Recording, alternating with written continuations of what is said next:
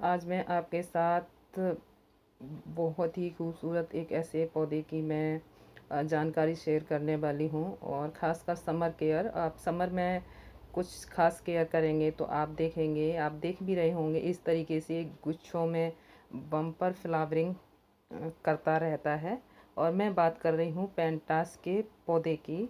Pentas अगर आप थोड़ी सी केयर करेंगे तो पेंटास बहुत हैवी ब्लूमर प्लांट होता है। तो आप इसकी समर में क्या क्या केयर करेंगे वो आज मैं आपके साथ शेयर करने वाली हूँ। आप चाहते हैं मेरी, जैसे आप देख रहे हैं मेरे ये पेंटास के पौधे में, आप देख रहे हैं ऐसे गुच्छों में रुक रुक के ये फ्लावरिंग कर रहा है। और मेरे दो प्लांट नीचे बालकनी में रखे हुए हैं, ये मेरा टेरेस पे है। तो इसको मैं ये आपके साथ शेयर करने वाली हूँ कि इतनी अच्छी इससे अगर फ्लावरिंग चाहिए तो आपको करना क्या है।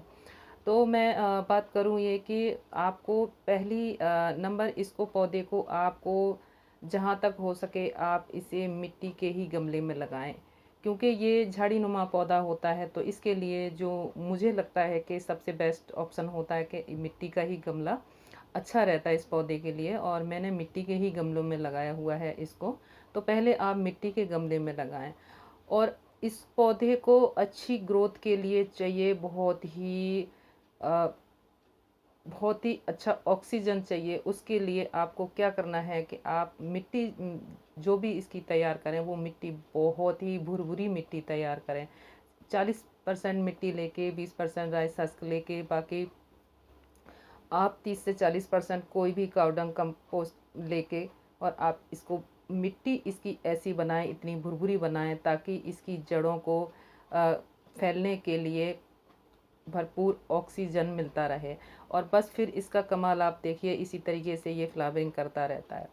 और इस पौधे को दूसरा है, इसको धूप चाहिए कम से कम, इसको 4 से 5 घंटे की, आधे दिन की इसे धूप चाहिए।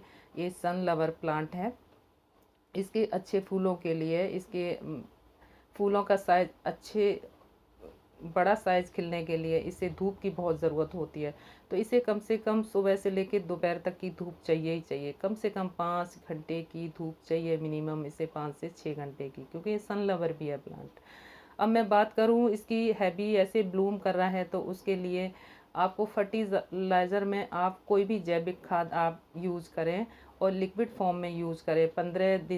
15 दिन से लेके 1 महीने के बीच में आप इसे लिक्विड फर्टिलाइज़र देंगे, ऑर्गेनिक ही देंगे इसकी अच्छी ग्रोथ के लिए। और 2 से 3 महीने के बीच में आप इस पौधे को आप 2-4 दाने डीएपी के और हल्का सा पोटास ये भी ज़रूर यूज़ करें इसके अच्छे फूलों के साइज़ के लिए और अच्छी ग्रोथ के लिए। अब मैं बात करूँ इसकी पानी की, तो पानी गर्मियों में इस पौधे को चाहिए सुबह शाम। मगर बहुत ज़्यादा ओवर वाटरिंग से इसकी रूट में फंगस लग जाता है और मरने के बहुत चांस होते हैं। तो आपने ऐसा पानी नहीं देना है कि पानी कहीं रुके इसका।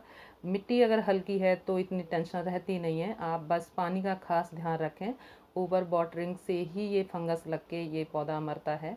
तो पानी का आप बहुत ध्यान रखें। गर्मियों में तो आपने देना है, बाकी मौसम में इसको पानी एक दिन दे देंगे, बाकी पर डे देंगे तो चलेगा। अभी सुबह शाम इस मौसम में देना पड़ता है।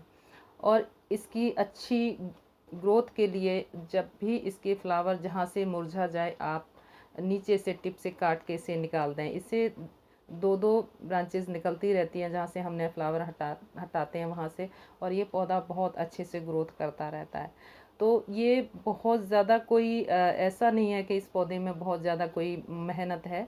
बस थोड़ी सी ही चीज़ों का, इसका पहला ही स्टेप ये है कि आप मिट्टी इसकी बहुत अच्छी बनाएंगे तो आप इसकी ग्रोथ देखते रह जाएंगे। अभी आप देख भी रहे होंगे मेरा ये जो प्लांट जो मेरे पास टेरेस पे रखा है, आप इसके इतने इतने बड़े गुच्छों में इसकी फ्लावरिंग हो रही है। और ये मेरे पास 3 कलर हैं इसके, और तीनों के तीनों ये रुक रुक के फ्लावरिंग कर रहे हैं। तो ये मेरी कुछ केयर टिप्स है पेंटास के पौधे के।